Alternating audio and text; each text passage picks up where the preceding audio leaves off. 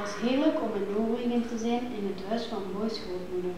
Maar nu hij een muis was, leek alles anders. Daarom verzonnen Boy en grootmoeder allerlei trucjes, zodat Boy's leven als muis veel eenvoudiger wordt.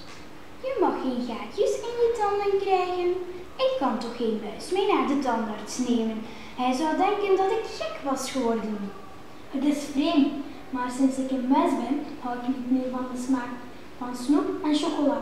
Dus ik denk dat ik geen gaatjes zal krijgen. En toch moet je iedere avond je tanden poetsen. En dat deed hij. Als badkuip gaf grootmoeder hem een zilveren suikerschaaltje en daarin nam Boy iedere avond een bad. Grootmoeder liet niemand binnen in huis, zelfs geen werkster of keukenmeid. Op een avond toen Boy en grootmoeder samen voor het open haard lagen, zei grootmoeder tegen Boy: Ik vraag me af hoe het verder met Bruno is gegaan. Het zou me niets verbazen als zijn vader hem aan de portier heeft gegeven om te verdrinken in een emmer water. Ik ben bang dat je gelijk hebt. Arm klein ventje. Het was een poosje stil. Mag ik je wat vragen, grootmoeder?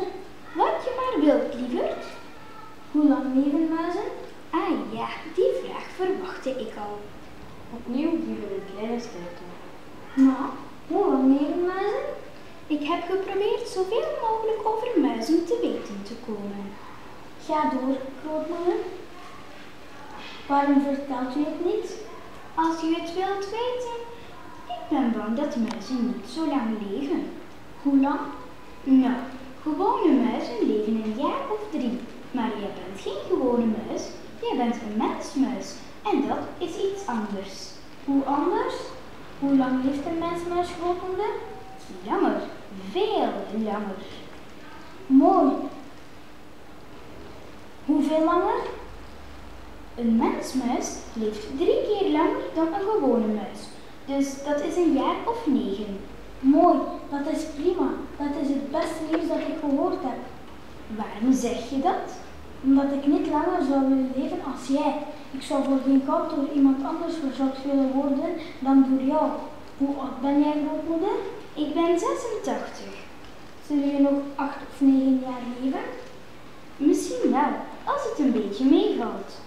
Je moet wel, want tegen die tijd ben ik al een heel oude muis en jij een heel oude grootmoeder en dan gaan we samen dood.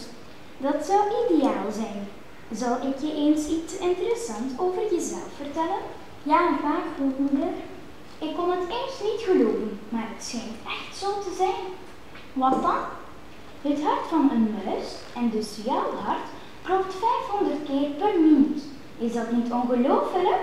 Dat bestaat niet. Zo waar als ik hier zit. Het is een soort wonder. Dat is 9 keer per seconde. Klopt. Jouw hart klopt zo snel dat het bijna onmogelijk is om elke bons apart te horen. Het enige dat je hoort is een soort gezoem. Boy legde zijn hoofd op zijn hoofdpunten. Heb je mijn hart ooit horen zoenen, grootmoeder? Vaak genoeg. Ik hoor het wanneer je vlak naast me op het kussen ligt. Ze bleven nog een hele tijd voor het vuur zitten nadenken over de wonderlijke dingen. Lieverd, weet je zeker dat je het goed vindt dat je je hele leven een muis wilt zijn? Helemaal niet. Het doet er niet toe wie je bent of wat je bent, als er maar iemand is die van je houdt.